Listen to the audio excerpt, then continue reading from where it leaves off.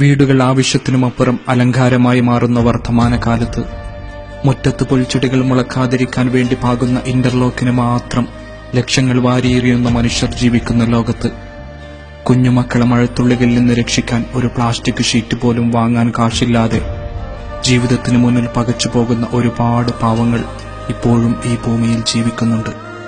ജീവിതത്തിന്റെ പുതിയ സുഖം തേടി ഓടുന്ന മനുഷ്യ, ഒരു നിമിഷം നിങ്ങളുടെ കാഴ്ചയെ ഒരു ദയനീയ ചിത്രത്തിലേക്ക് കൂട്ടിക്കൊണ്ടു പോവുകയാണ് ഞങ്ങൾ.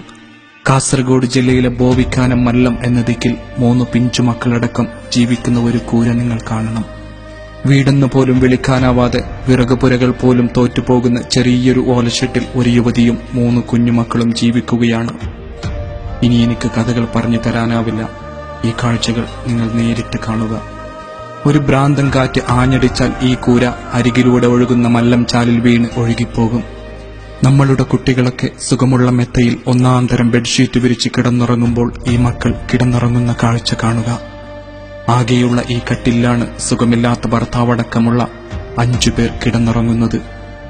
ഈ ചെളിയിൽ മുസല്ല വിരിച്ചു വേണം അവർക്ക് നമസ്കരിക്കാൻ. മേൽക്കൂരയ്ക്ക് വെച്ച് കെട്ടിയ തൂണുകൾ പലതും ചിതലരിച്ചു നിൽക്കുന്നു.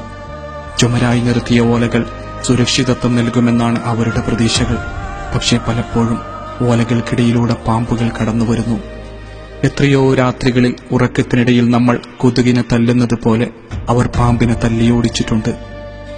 നമ്മുടെ കുട്ടികൾ പ്രത്യേക മുറിയിൽ കമ്പ്യൂട്ടറിനും നല്ല ടേബിളിനും അരികിലിരുന്ന് പഠിക്കുമ്പോൾ ഈ കുഞ്ഞുങ്ങൾ മണ്ണെണ്ണ വിളക്കിന്റെ വെളിച്ചത്തിൽ സങ്കടത്തോടെ പാഠഭാഗങ്ങൾ വായിക്കും. പലപ്പോഴും ചെളി പുരണ്ടു പോകുന്ന അവരുടെ പുസ്തകങ്ങൾ ഒരു ദയനീയതയുടെ എല്ലാ ചിത്രങ്ങളും വിളിച്ചു പറയുന്നു. സ്കൂളിലെത്തിയാൽ കൂട്ടുകാരൊക്കെ നല്ല നല്ല വീടിന്റെ കഥ പറയുമ്പോൾ 12കാരനായ ഷാനിഫും 10കാരി ഷഫീറയും 5 വയസ്സുകാരി സഫാനയും ഒരു വാക്കുപോലും മിണ്ടാനാവാതെ പകച്ചു നിൽക്കും.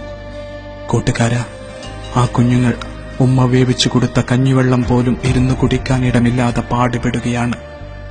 റോഡ് പോയിട്ട് നല്ലൊരു വഴി പോലുമില്ലാത്തവർക്ക് ഒരു പനിയോ മറ്റു അസുഖമോ വന്നാൽ അയൽക്കാരെ ചുമന്നു വേണം വാഹനത്തിനരികിലേക്ക് കൊണ്ടുപോകാൻ. ടോയ്ലറ്റ് സംവിധാനവും വൈദ്യുതി വെളിച്ചവും അവരുടെ സ്വപ്നത്തിൽ പോലുമില്ല. അല്ലെങ്കിലും തലചായ്ക്കാൻ ഒരിടമില്ലാത്ത അവർക്ക് വൈദ്യുതിയും ടോയ്ലറ്റും ചിന്തിക്കാൻ പറ്റുന്നതിലും അപ്പുറത്തുള്ള ആഡംബരമാണല്ലോ. പ്രിയപ്പെട്ട കൂട്ടുകാരാ, ഈ കാലത്തും ഇങ്ങനെയും മനുഷ്യർ ജീവിക്കുന്നുണ്ടോ എന്ന് ചോദിക്കരുത്. ഈ ദയനീയത അതിന്റെ തീവ്രതയോടെ പറഞ്ഞു മുഴിപ്പിക്കാൻ ഞങ്ങൾക്കാവുന്നില്ല. സത്യം.